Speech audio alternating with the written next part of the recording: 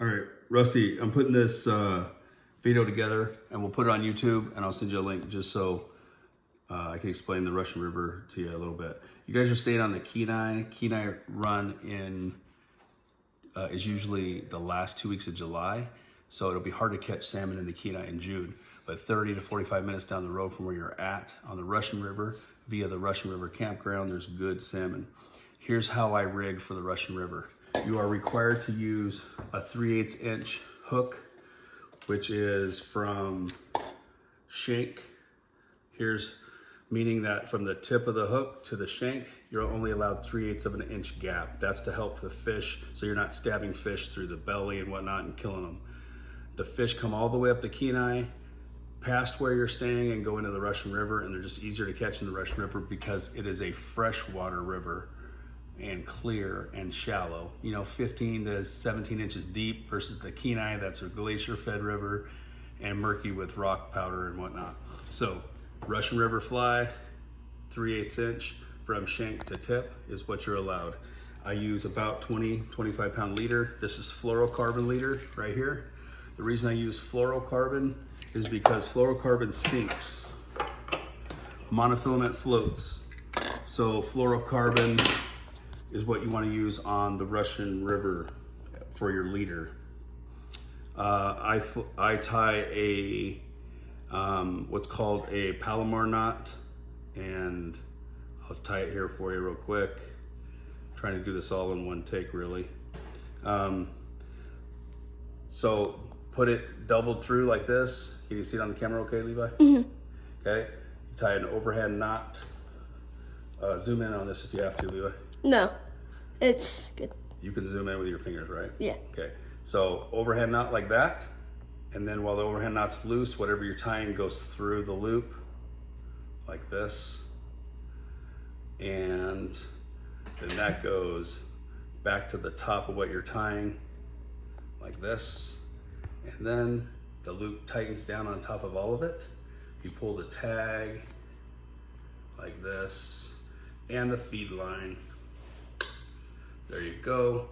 And then you cut off the tag.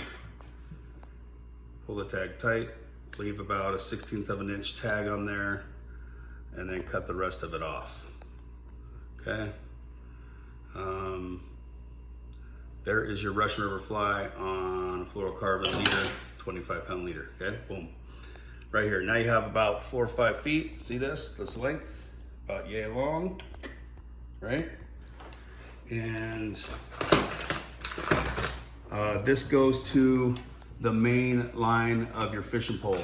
Now, what I like to do to hook that, I tie a bunch of these leaders in case they break at the river. I have them ready to go, and I don't have to do all this tying at the river. What I like to do at the end of the leaders, I tie a figure 8 loop. Any loop will work.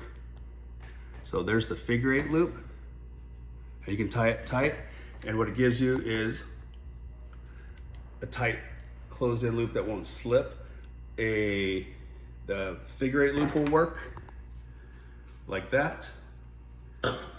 Now you have a loop there, and then you tie up another loop at the end of your fishing line, and then you figure 8 them together, So on your next, say your other fishing line, I'll show you another loop that you can use if you want, but say at the end of your main line on your pole, say on your pole you have another loop, and for this loop I'll tie what's called a perfection loop. So 1, 2, and you just pull this in through, and all these knots are available online to learn, but that's called a perfection loop. You can tie that one on the end. Here's your leader for the Russian. You just put it through, put the fly through the main loop, and you'll get it here. And all you're looking to do is tie it all on the main. I'll show you. Can you see that, Levi? Oh, yeah. So the 2 loops are going to come together like so. Put your knot through, and once I get all this organized, you'll know what I'm trying to accomplish. That's what I'm trying to accomplish. Can you see it cinching together? Yeah. Loop on loop. That way, Rusty, if you break a leader on the river, you just have to retie the leader. You don't have to retie your main line, and you're good to go. Okay. Tie a bunch of leaders before you go to a bunch of Russian River flies, and your fishing is more nonstop when you're on the river. Now, the size weights I use on the Russian, depending on the water flow and how fast it is, I just checked it. It's about 15 and a half feet, 15 and a half inches right now, which is pretty fast. I probably use 2 pea size or number 1 or number 2 weights. They're about like this, Rust. About that big. You can buy bags of them at the tackle shop. And about 2 of those right up here on your leader. Right below the knot that you tied, right? Show you. Boom. And this one too. Okay, so here's your 2 weights. Here's your Russian River fly. You're gonna cast this out almost like fly fishing, 20, 30 feet up in front of you in the river. It's gonna go to, like, say you're standing on the river looking at the flowing water, flowing left or right. Your fly goes out to like maybe the 10 o'clock position, and you go 20, 30 feet out. It bobbles down the river like this. This is in the gravel, this is flowing like this. The fish are coming up this way, and you're getting this in the line of the fish's mouth, and then you're gonna pull it, and it'll hook them in the side of the mouth, and you reel them in, Russ. That's it. There's your rig. A couple weights, Russian River fly, at least that long of a leader. Sometimes I like to go a longer leader, depends what you can control. I fish it with a fly rod, a 7-weight fly rod. You're welcome to come get my fly rods. I have 2 you guys can take up there with you.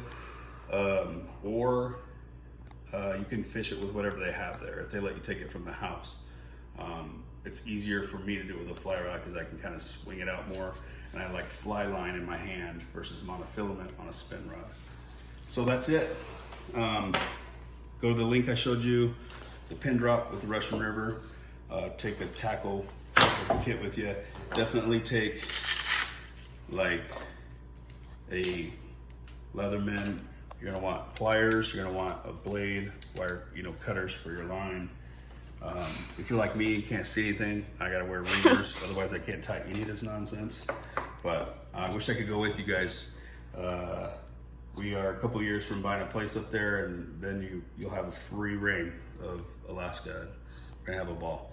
So I'll post this on YouTube and I'll send you a link, brother. I wish you guys the best, and I hope this helps. Any questions you have, even when you're up there, feel free to call me. Where you're at between the Kenai and the Russian, you should have uninterrupted cell service. So take care, brother. We'll see you.